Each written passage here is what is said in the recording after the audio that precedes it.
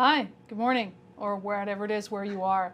Welcome to our C++ Day. I'm Kate Gregory with James McNellis, and we're going to try to fit into a single day what you need to know about C++, which is a general purpose language and a library. We'll try to cover both the language and some of the highlights of the library in a single day.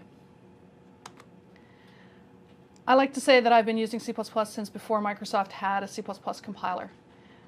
That's a really long time. It's over 20 years, and I was programming before that. C++ is a language I absolutely love, and I love telling people about it and sharing with people why I love it so darn much.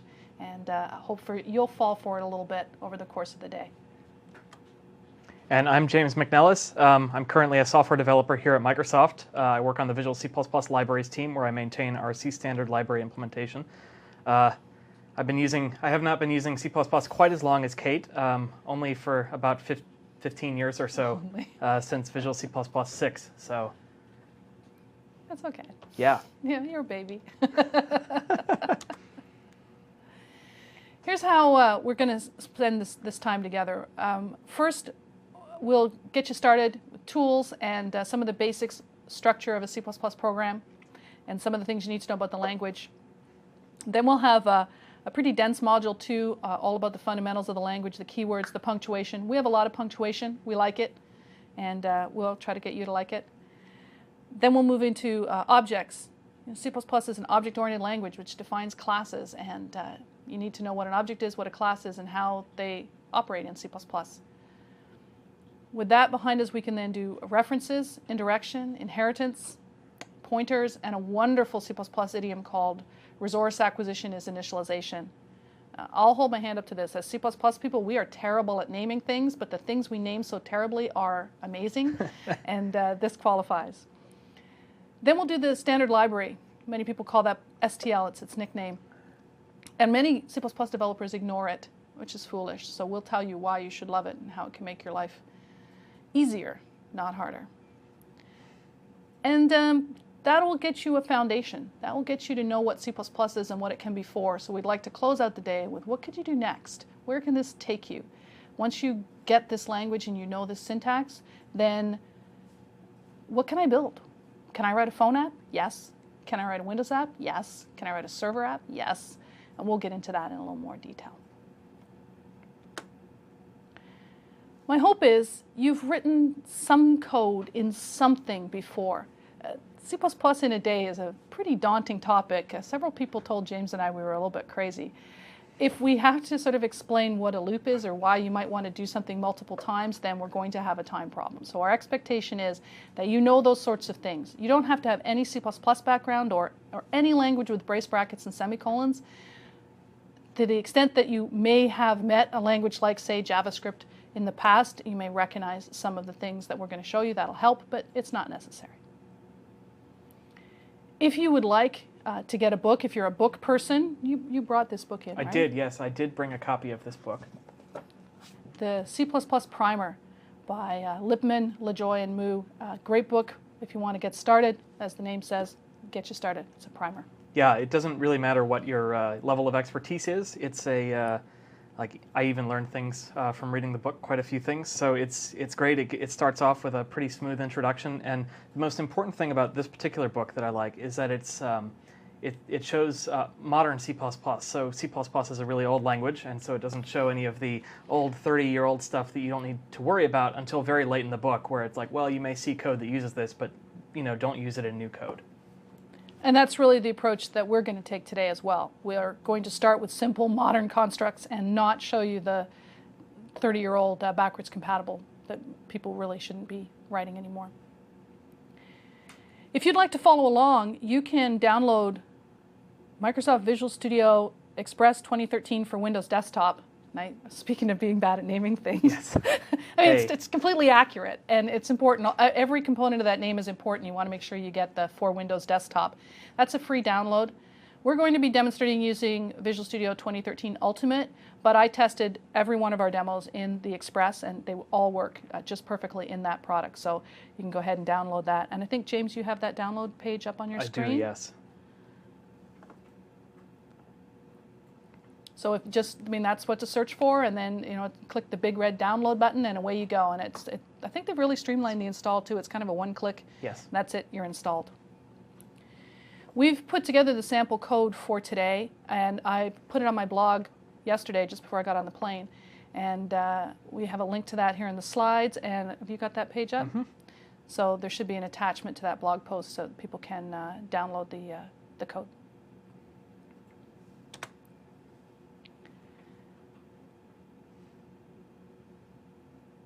We'd like to encourage you to get involved with the MVA community to take not just this day, but other online learning that is appropriate to what you want to learn.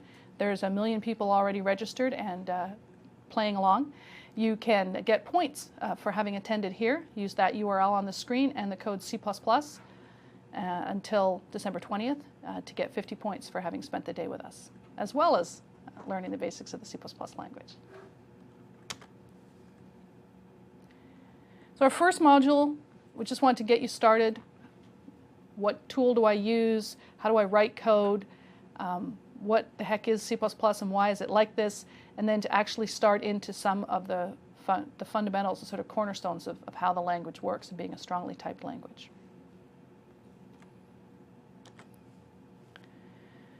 As I mentioned, we're going to use Visual Studio 2013 Ultimate. You can use whatever you like. The commands and the menus are the same for Visual Studio Ultimate and for Visual Studio Express. And I'll show you those at least to get started and talk a little bit about what makes C++ C++.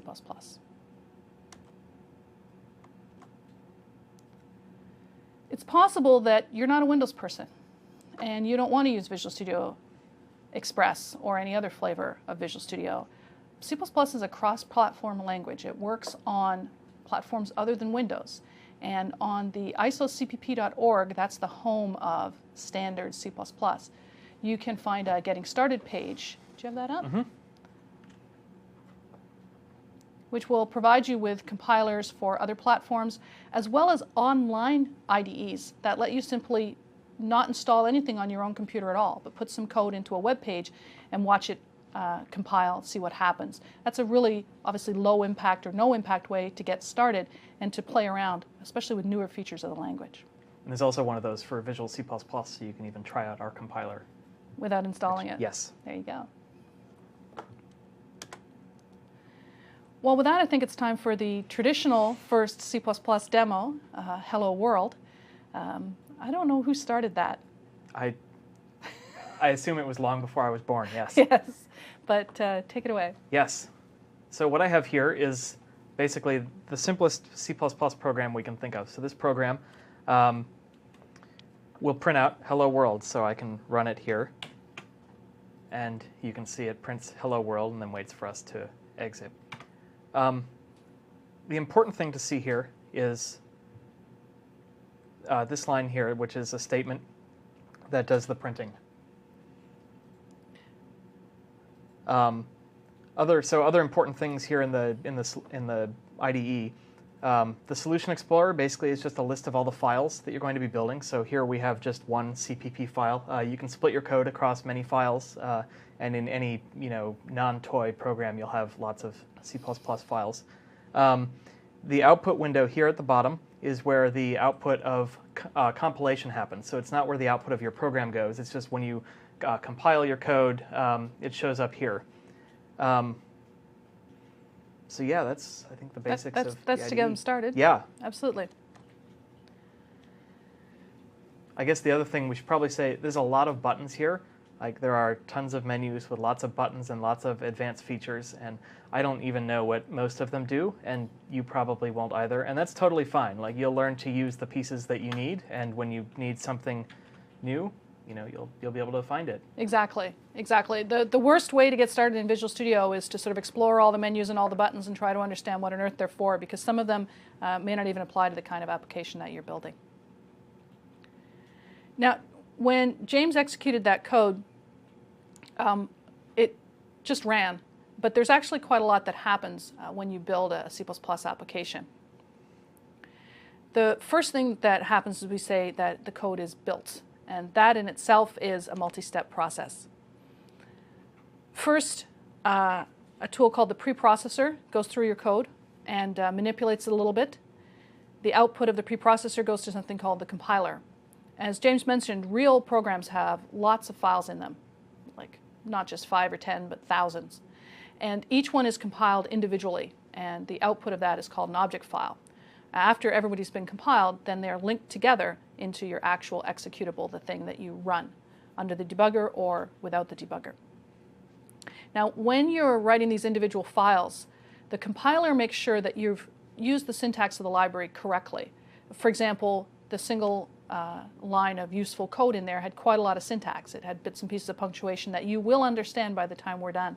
And the compiler makes sure that all that punctuation is being used properly. It doesn't necessarily check every single thing about your program. You are allowed to basically make a promise to the compiler. I'd like to call this piece of code that I swear to you will be somewhere else. The linker makes sure that those promises are being kept. And it puts all the somewhere else's together and connects everybody to the places they were planning to use. And okay, this is good. It all works. Those 3 steps of building are actually critical to understanding what happens when you get error messages. I've been teaching people C++ a very long time, and most people don't read their error messages at all. They don't even necessarily read the message part that tells them what the mistake is, but they also don't notice that in C++, you're told whether the error is a compiler error or a linker error, and that's vital to being able to solve the problem. So let's look at this little piece of code again that you saw in the demo. This first line is actually a preprocessor directive because it starts with, well, opinions vary on what that starts with. I say number sign. I think it's a pound. You say pound, and nowadays some people say hash and hash or tag. sharp. And Sharp is also it's even common, worse. yes. So we'll be bilingual. I'll be saying number sign, and James will be saying pound. I actually often don't even pronounce it. I'll just say include, but you have to know that that symbol goes to the beginning of the line. And this brings a library in. In this particular example, it's the library that knows how to write characters on the screen for console output, because this is a console application. And that I/O there in I/O stream stands for input and output. Input and output by stream. We're writing this console application. You saw the output just came up in a big black box. There are more complicated applications. You can write Windows apps and games and things, but then we'd need literally hundreds of lines that surrounded the kind of meat that we wanted to show you. With a console application, we really only need 3 or 4 lines around it, so that's why we're showing you console applications today. The cool thing about C++ is that every scrap of syntax and library that you learn to write a console application, you can immediately use to write any other kind of application at all. So when you write a console application, just treat this next little bit as magic. You say int main, open round bracket, close round bracket. Some people also say parenthesis. Braces. Then there's a brace. And at the very bottom of the slide, there's an end brace. All of that's like the magic Chrome that makes this a console application. And in the middle is the good stuff. And std : cout means console output, writing to the big black box. The less than signs are supposed to look like arrows. So we're going to shoot hello world to the console output, and then we're going to shoot an end line after that. And that's exactly what you saw when this application ran.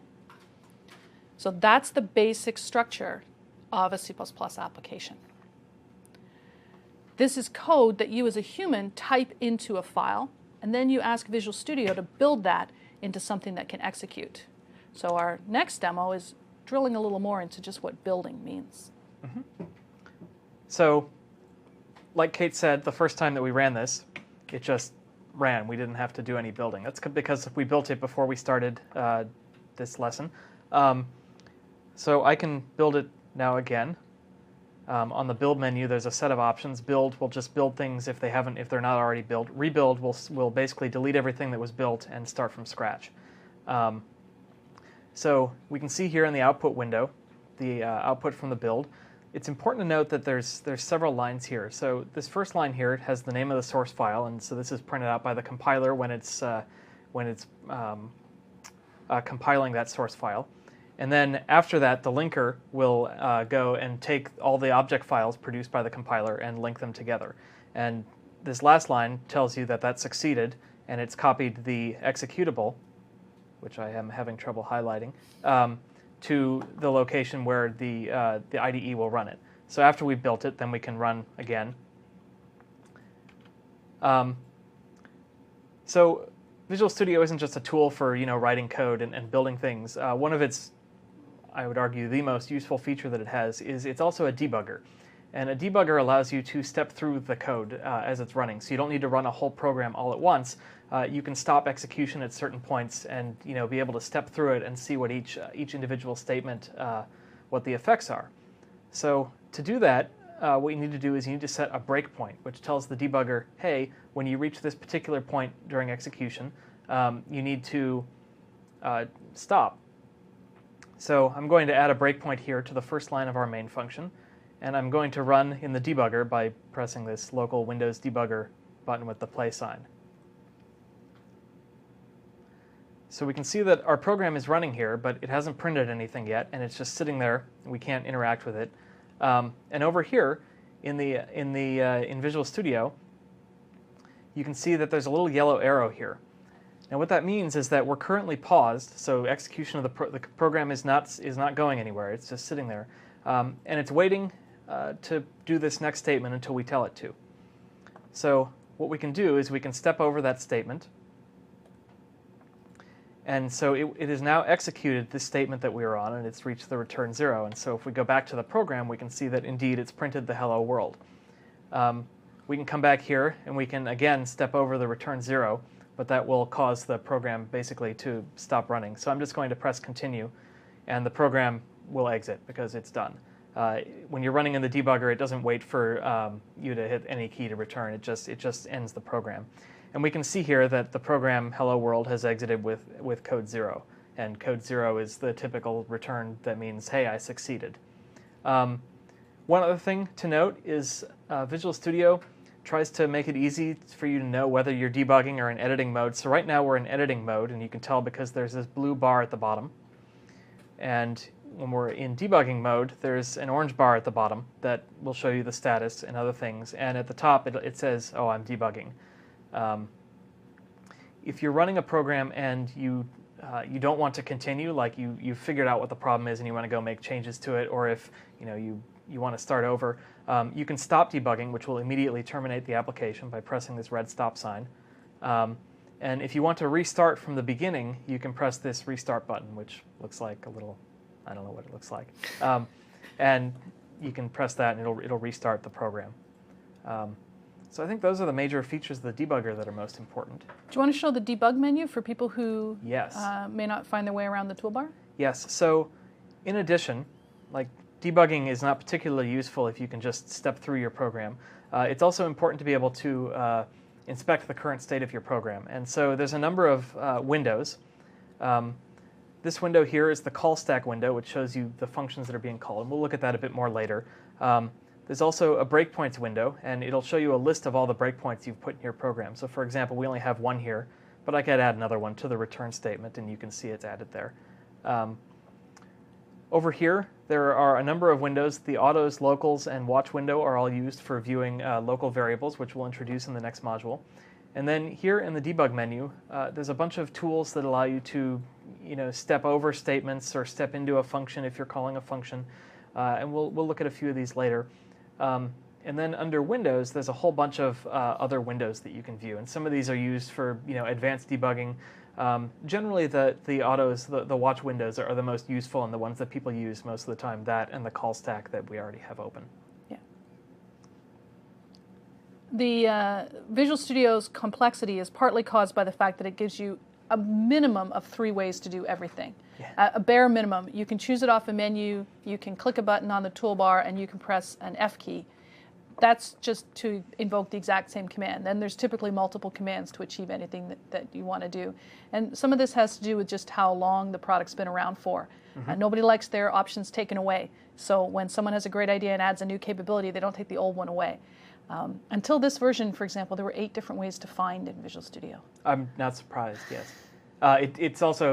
It's not like Visual Studio has always been one product. It used to be there were different IDEs for different environments. So there was a Visual Basic IDE and a Visual C++ IDE, and then slowly they converged to become one, one product. And we're still working on convergence. On convergence, exactly. So if we're going to try to do things with the mouse so that you can see what we're doing, but you're a developer, you probably like to have your hands on the keyboard, you want to hit F keys, that's fine. And if you want to learn what the F keys are, just look on the menus. So that debug menu that listed step over, step into, step out reminds you of the F keys and also reminds you of the toolbar buttons. And if you hover over the toolbar button in Visual Studio, it reminds you of the F key. So there's lots of the ways to do every given thing. Yep. So I guess there's a couple more things we want to show you about this source code here. The first is that in C++, white space is used to separate things, but new lines are not relevant. So a new line is the same as is basically the same as a space for most things in the language. So for example, we could break this statement up into lines and build it, and the compiler is still quite happy compiling it. We can put the spaces back, and it'll still compile successfully. The other thing is these little semicolons here. Every statement in C++ needs to end with a semicolon. If you don't end it with a semicolon, you're likely to get an error from the compiler, and if you don't, then something else has gone wrong. You can see here in the output window, since I just built this without the semicolon, you can see that it's compiling hello world.cpp, but then it has an error message here. Now this is not the most convenient form of errors. So in the View menu, there is an error list window. Whoops. And so this just shows you a list of the errors, and you can double click them and it'll take you to the line on which it had the error. So C++ is a little funny. Often the compiler doesn't know that there's been an error until it reaches something it's not expecting. So here we have this std_endl, which means print the end line, and then all of a sudden there's a return, and the compiler doesn't know why there's a return there. It would have expected there to be a semicolon before that. So here you can see that it says there's a syntax error. There's a missing semicolon before the return. It doesn't say anything about this first line, so you should just be aware of that oftentimes the compiler is going to complain about things that come after where the error is, because it doesn't realize that there's an error until it's too late. Exactly. If you look and you say there's nothing wrong with this line, you might be right. Look at the line before it. Yep. Especially look at the end of the line before it. Yep. So we can add the semicolon back here and rebuild, and you can see that it builds successfully. The one other thing that I want to show that's really handy is the IDE will actually do some limited error checking. So it can't do full correctness checking of your program, but for example, it can tell that you're missing this semicolon, and you can see that down here in the error list. It says it's expecting a semicolon, and it's got little red squiggles under the return, which is really useful for when you're just typing along and you want to make, before you go spend a bunch of time building, my code is broken or incorrect. Absolutely. And so all of these show up with the IntelliSense in front of it. Well, that was a lot for a first demo, wasn't it? That was, yeah. So just to emphasize what you saw about debugging, when you run a console application, it starts, it runs all the code, maybe it prints something out, and then it quits. When you run that from Visual Studio actually says, how about I don't take this window away until you've had a chance to read the output. But if you were, for example, to go to command prompt and run the application, it would just finish when it was done. Not all applications are like this. Many Windows applications and games applications stay up until you tell them to quit. But we're using console applications, and they run, and when they're done, they quit. So the debugger gives you the opportunity to say, don't quit, just stop. Stop maybe on the very first line of the whole program. And at that point, we can look at the variables, which we don't have any of, but we will have plenty soon enough. You can watch how execution goes through your application, and you can come to understand it. Now, one thing that many people don't realize, once they've learned you can run your application by clicking that big green play triangle, that's what they do when they just want to run it. It is slower to run under the debugger. You should only run under the debugger if you're actually planning to debug your application. Otherwise, you should run without debugging, which you can also do from inside Visual Studio. I think you showed debugging already. I got excited. I merged two demos together. I was just so excited to show debugging. So if I've been using C++ since before Microsoft had a C++ compiler, and that's over 21 years, then how long has C++ been a thing? So 1979 is apparently when Bjarne started to work on it and to tell people about it. And it got the name in 1983, which is 30 years now. It's Bjarne Stroustrup, who is the creator of the language. One person who said, this would be a good idea, and set out to make it happen, and is still very active in C++ and its future and its growth as the time goes by. So it's been around as C++ for 30 years, and it's an ISO standard. And this is kind of a weird thing for some people. It doesn't belong to any company or person or organization other than the organization that is standard C++. And this ISO standard has a committee that meets, hundreds now of people. Yeah, yes? they've had about 100 people at the last few meetings. So it's a big group from dozens of companies and organizations. So it's not all commercial. Some of the there's people from the open source community, people from universities. Lots of research has been going into new language features for C++. Yeah, and they are working on the language, and there's also a library that comes with the language that the capabilities of the library are set by the standards committee. And you have to go through the standards process to get something changed in the library, but then each individual vendor is responsible for shipping and implementation of the library with their tools. I think you can't really mix and match, yeah? No, generally you have to use a particular library with tools. So for example, our standard library only works on Windows with our compiler, and it's largely, I mean, we use, it's tightly coupled to the compiler. Like there's certain things in the standard library that can only be implemented with help from the compiler. You have to know something about what's happening under the covers in order to write that library. Exactly, yes. So there is some tight coupling there, but you generally don't need to worry about it. When you get a compiler package for Windows, you may be using ours, you may be using another one. It'll have everything you need, or it should have everything you need. That's the whole point of a standard. Exactly. The one other thing to mention about the history is because C++ is so old, and because it didn't really start in 1979, it started much earlier when C was invented, since it has mostly retained backward compatibility with C. The important thing is that it's really old, and over the last 40 years, we've learned a lot about software development. So the way that we write clean code today, and how we know how to write the best code using the best practices, is very different from what we did 40 years ago. And so a lot of code that you see out there in the wild is going to be rather ugly, or it may use a lot of non-modern things. It's really only been the last 15 years or so that we've really started to understand how best to use the facilities that C++ has to write really great code. Maybe a bit earlier in the 90s, but generally about 15 years has been how long this modern C++ that we're going to be showing you has developed. Yeah, so if you have a book that, I don't know, one of your parents used in college to learn C++ from, please do not look at that book. Like, don't even open it, because it's going to be full of old school, we don't do it like that anymore, that's harder than it needs to be ways of coming at C++. And what James and I want to show you today is that C++ is not a scary language. It's a very powerful and expressive language with elegance and expressivity. That's a word that I find myself using a lot lately, about choosing a way to write your code that makes it obvious to whoever reads it what it does. Yep. And those scary tricks that people used to pull off with no more. Absolutely. And because of its age, there's often multiple ways to do things. So for example, we may see later today, there's many ways to initialize variables, at least 3 or 4. And this is largely because of age. Like, there was one way to do it in C, and then we learned, oh, hey, that doesn't work for everything, so let's introduce a new way. So then we had 2 ways, and they didn't really work very well. There were 2 of them, so we came up with a 3rd way, and it mostly works. And so it's the 3rd way that we'll be showing you, because you should be using it pretty much everywhere in your code. Right. So you may find C++ code elsewhere that doesn't look exactly like what we're showing you. That doesn't make that code wrong or our code wrong. It just makes them different, because we have a lot of different ways to do the same thing. But we do kind of feel pretty strongly that our way is right for that readability and expressivity. Yep.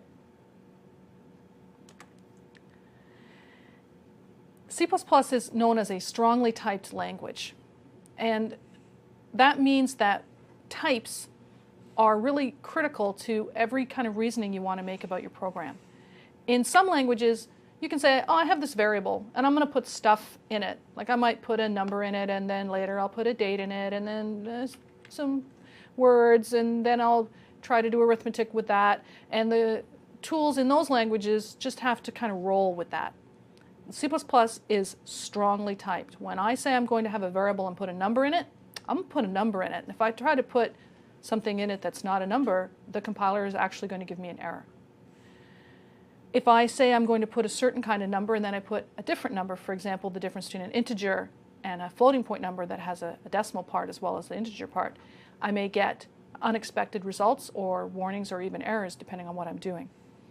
The idea that every single variable has a type, it doesn't change its type, and that enables the compiler to make some decisions about your application is really the one thing that you have to get in order to work well in C++, because you'd be frustrated if you don't. Now the cool part is we can make up our own types. It's an object-oriented language, and when we define an object, we make up our own types. And then they are treated just like types, the same as number is a type, or I've been saying string and date, but they're not built-in fundamental types in C++. They are defined in libraries. The fundamental types come with the compiler. You define your own, and then you teach the compiler the rules about your type.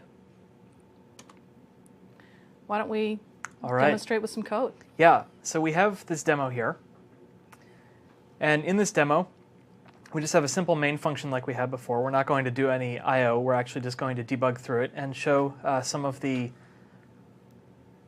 fundamental types. So first what we have here is an int. So an int can store an integer number. We're going to initialize it with the value 2, which of course is an integer. And we can see here in the autos window, like we were showing before, that it shows now the local variable I, and it's got a value of 2. Now an integer can only store integers. It cannot store decimal values or anything with a fractional part. So for example, if we try to store 3.2 in it, you'll see that I now has the value of 3. So it truncated it, it removed the 2. Now note that this is not rounding, it's actually truncation. So for example, if we were to round 2.9 to an integer, it would round to 3 because it's closer to 3 than to 2. But because we're going to truncate, we'll see that when we do I equals 2.9, we actually end up with I with the value of 2. And you didn't get any error messages when those truncations happened. They just silently truncated. That is correct. There were no error messages, but we will see in a moment the compiler will let you know when you're doing something that is potentially problematic. So then an integer can also hold negative values. So for example here we've got -1 and we've assigned the value -1 to it. Corresponding to the int type, there's also a type called unsigned int. And unsigned int can only store positive values. Now you might say, why would we ever want that when we could have all the benefits of int, which can store negative values? So unsigned types can store basically twice the range. So int has a limited range. It can only store numbers between -2 billion and about +2 billion, something around there. And unsigned int can store numbers from 0 to 4 billion. So that's way better. Yeah, if you're counting everyone on Earth or something. If you have, yes, if you really need, generally, there's different schools of thought on this, but generally you should avoid unsigned int for most things. There's a few things that we'll see later in this course where it's used commonly, but generally you should use integers. So you can see here we have an unsigned int. We're going to initialize it with the value of 0. And then we're going to try and assign a negative value to it. Now you should note that this is okay, but it's going to end up with some enormous number. There's a rhyme and reason to how this works, but you should just note that it's not going to store the negative value. It's going to store this other thing. So then we have this type called double, which is basically a decimal number. Actually, I'm going to take that back. It's not a decimal number. So it's what we call a floating point number, and it's binary decimal. So it can't represent all decimal fractions exactly. Just like if you try and represent 1/3 as a decimal number, you won't be able to do it. It's 0.3 repeating on and on and on forever. So here, but basically it can store with certain limited precision fractional numbers. And the name is just a fluke of history that there was a type called float, which was smaller, and then double was better than that, was double that precision. Right. But no one uses float anymore now. We all use double. Yeah. So there are other types, and I think we'll see a list that'll show some of these after the demo. So we can see here that we're assigning the value of 2.7, or we're initializing the double with this value 2.7, and it's not exactly 2.7. It's 2.7000 and then 2 here at the end, and that's because, again, we can't represent anything exactly, or we cannot represent some things exactly. You can note that we can assign this double to our integer I, and it now has a value of 2, so that truncation occurs, even if it's a double on the other side. Similarly, we can assign an integer to the double, and because 2 is exactly representable, it actually has the value of 2. Another type that we'll commonly use is bool. So bool can hold two values, one of two values. It can hold either true or false. So here we can initialize it to true, and this flag we can change its value to false, and the debugger very helpfully shows us that. You can also assign, this might seem very weird, you can also assign integers or other numeric values to a Boolean. And basically any 0 is converted into false, and any other number is converted into true. So negative numbers included become true. So here we can assign a 7 to the flag, and you can see it changes value again to true. So some of these conversions didn't look very safe. Like for example, this I or this u equals -2 here, where we assign a negative value to an unsigned type object, doesn't make much sense. No, the whole point about unsigned is it's not supposed to hold negative numbers. Right. Or similarly, up here where we lose this precision of the double or the floating point values when we assign them to integers. So the compiler did not complain. This is not an error. But if I rebuild, you can see that it did give us warnings. And so these warnings tell us, hey, there's something that's pretty unusual about your code. You might want to look at this. You should try and make sure that your code is always warning free. You never want to, basically you want to make sure that you've addressed all the issues that the compiler is concerned about. Sometimes you actually want to do what the compiler is complaining about, like it's saying, I don't want you to do this, are you sure this conversion is correct? And you say, yes, I actually do want to do that truncation. I'm doing that on purpose, thank you, yes. And so you can use, there's a way to do that, and I think we'll show that in a future section. Yeah, they're going to see that shortly. Okay. And I often tell people the compiler is your friend. Absolutely. And people who ignore warnings and say, it built, we're good. No, it's trying to tell you that, are you sure you wanted to take this 2.9, which has a fractional part, and put it in an integer? Are you sure you want to take this negative number and put it in an unsigned number? Or this integer and put it into a Boolean? Are you sure? And you should never, ever ignore a compiler warning. In fact, my C++ heroes, there's a setting, which we're not going to burden you with today, but there's a setting to actually treat warnings as errors, and my heroes all use that setting all the time. So if there's even one warning their program won't build, it forces you to go deal with the warning. Yep, we use that for all of our projects on our team, just at the highest possible warning level, because it's that important. It's that important. So all of these should really be fixed, and we'll show you. I mean, obviously one way to fix them would be, why are you trying to put 2.9 into an integer? But there's also a way to tell the compiler, I meant to do that, and we will show you that. So I know you saw a lot of types just then, and I thought it would be a good idea to give you a little bit of a list. There are an awful lot of types in C++, and it incorporates all of the types from C before it. The ones you're going to use int for representing an integer, up to 2 billion, which means that probably any number you can think of that you're going to want to really use as a number you can fit in there. Unsigned int, if you really wanted to make sure that everyone reading your program knew this could never have a negative number in it, you could go ahead and use an unsigned int. And there's a couple places where using it suppresses a compiler warning, so that's when I end up using it. Mm-hmm. Double, bool, and there's a non-type called void that you may see used in the sort of places that we're putting type names right now. And it means nothing. And it means, for example, it doesn't have a type. You'll see it more often in older programs, but there is a few places where you'll see it in modern C++ code as well. And it means nothing. Now you may bump into things like char, which some people say char. Are you a char guy? I say char because it's short for character. Character. Yes. So there's 3 ways to say that. Char, the correct way. Char and char, and they're all the same thing. They all represent a character. And it should be noted, when we say character, what it really means is byte. So yes. It represents a 1-byte integer. That's correct, basically. because some characters can't be represented. Some characters require 2 bytes to represent them, and that's what the wchar_t and its relatives. There's a number of types related to displaying different kinds of characters. Right. We're not particularly going to use those. Then there's long and short. These are kind of really historical remnants at this point from times when, we used to have 8-bit machines, 16-bit machines, 32-bit machines, finally 64-bit machines, and this is a language that's been around for all of that. And so we used to have a lot more different kinds of integer data types.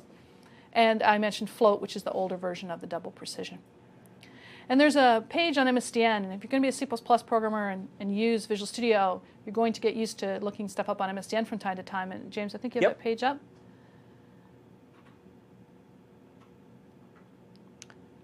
This is a list of the fundamental types in C++, the ones that the language supports, and then I believe it also includes some specific types that are supported in the Microsoft libraries that may not be supported throughout the rest of the universe. Right, or things that are used, for example, like we said, some of the standard library can only be implemented using compiler help, so some of these types would fall into that category. Fall into that, for sure.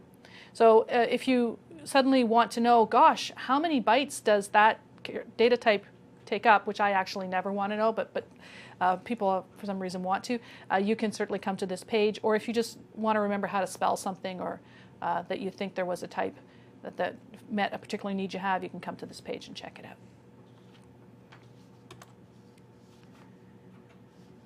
Now I mentioned that when we took a floating point number like 3.2 and tried to put it into an integer, the compiler knew that a conversion needed to be made. And in that conversion, it just threw away the fractional part and put the integer part into the integer. And there's actually a similar thing that happens when you take an integer like 2 and put it into a floating point. There needs to be a conversion. And the compiler really is your friend. It knows how to convert all kinds of things back and forth to each other, and it will if you give it half a chance. But there are times when it's a good idea for you to make it clear that you would like to have that done. You would like to have your floating point or double number converted into an integer. And this syntax here on this slide is how you do that. Instead of saying I equals 3.2, you call this function called static underscore cast. Now there's a lot of punctuation in this line, which you will know in an hour. For now, just trust me, the angle brackets, what goes in the angle brackets here is int. It's what you'd like it to be converted to, the type you want to make this into. And in the round brackets is the value that you would like to have converted. When I read I equals 3.2, I may forget that I is an integer, and especially if it's not I equals 3.2, if it's, what do we have in the demo, I equals D? I may not have the type of both of those numbers memorized, so I may not spot that there's a type conversion happening there. When you use this static cast, you make it really clear to everybody, hey, look, I'm changing types. Maybe I'm going to throw away some of my data. I'm doing this on purpose because I meant to do it. That's grid. I mean, that's really, when I read your code, I should know what your code is trying to do. As well, as a bonus, it makes the compiler stop warning you about it. That's the other thing I say besides the compiler is your friend. I say it's your foot. So yes. If you want to shoot yourself in the foot, the compiler's like, hey, you're doing it on purpose? Okay. Yes. No warning.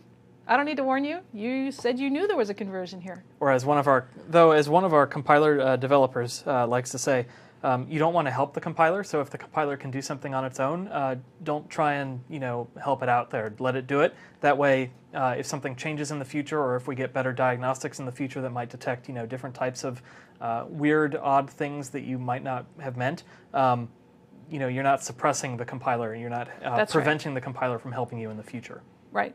So if you write the code without the static cast, and then there's an issue, then you say, no, I meant to do that, then you can go in and add it in. Don't do it automatically before you even know whether there's a problem or not. So let's see casting in action. Yes. So I have here, it's basically a similar program to the one we had before. We still have an int I and a double D and a bool flag. But here we've replaced all of those weird-looking conversions with uses of these casts. So if we build it, we will see that there are no errors and no warnings, so that's a good sign. And we can see that if we run the program, basically as we step through, we'll see that it has the same behavior as before. So when we assigned the 3.2 to I, it was converted to int. So this was what the compiler was doing under the hood, but we've added this cast to say, compiler, I know what I'm doing. This is exactly what I meant to do. One thing I guess we can also show here, so when we're printing things to the console, they don't have to be strings. Like before we had the string hello world. Now we can print an integer, and basically the library will go and format it as a string for you. So here we can see we're printing I, and if we go to the output window, we can see that, or to the console window, we can see that we've printed -1. Stepping through, we can just see basically the same thing with all the rest of these. Yeah. Yeah. So the casting takes away the warnings from the compiler. This particular demo is super artificial. I mean, why would you take a constant number like 3.2 and then stick it into an integer so as to throw the 0.2 away? We're just showing you this code so that you will understand what happens in some of your code. One of my favorite newbie errors is when somebody writes double ratio equals 1 divided by 3. Mm-hmm. Do you want to show them what the compiler will give them when Yeah, they do that? that's actually a good example. So, as we noted, integer types can only deal with integers. So 2 is an integer, but so are, for example, 1 or 3 and 2. So we build this, and you might think, oh, well, this is 1/2, but we can't represent 1/2 in an integer. So when we run this, we'll see that, well, the result has been truncated, and we just get the 1. We've lost that 0.5. So often what people will say is, oh, well, I can, turn this into a double. Right. So now I is a floating point value, so it can hold that 0.5. So clearly the value is now going to be 1.5. And it's not. It's 1.0. The reason for this is that this expression, 3 divided by 2, it doesn't matter where that appears. It's always going to have the same value. And because both of those are integers, we end up performing integer math on them. So we end up dividing 3 by 2, which yields 1 with a remainder of 1. So there's no 0.5. Like, there's just this remainder of 1, and we throw away that remainder. We say we're not going to use that. And so you end up with this double precision number with lots and lots of zeros on the end of your 1. Something that happened fairly recently to C++ was adding the capability to leverage the fact that the compiler knows when you're making these assignments what the types are. So when you take integer 3 divided by integer 2, the result is an integer. If you were to change it to a 3.0 divided by 2, then the result would be a double. And that's how do you get around this problem. But it also puts you in the position of, if you then declared the type of the variable yourself explicitly, sometimes the compiler warns you and says, that type doesn't go with this expression that you're calling. And I think a lot of us have wanted this for a long time, is to say to the compiler, if you're so smart, why don't you do it? And that capability is actually in the language, in a keyword called auto. Yes. So unfortunately, we cannot use this lovely initialization syntax.